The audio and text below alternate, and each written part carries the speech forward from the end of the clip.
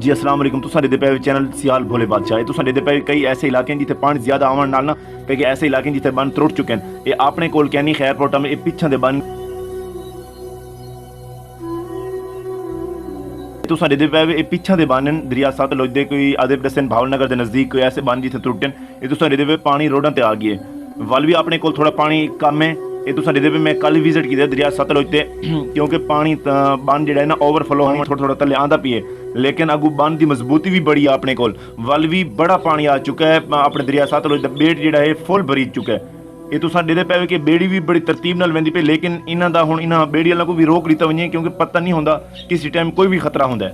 ये तुसां दे पे ये बेड़ी हुण वेंदी पई है।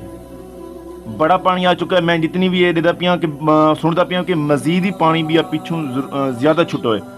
ये तुसां चेक कर लो ये पानी बहुत ज्यादा आ चुका है क्योंकि ये बेट फुल हो चुके हैं अपने दरिया दे क्योंकि दरिया का आपां को भी बड़ा खतरा है बहुत खतरा है आपां को भी।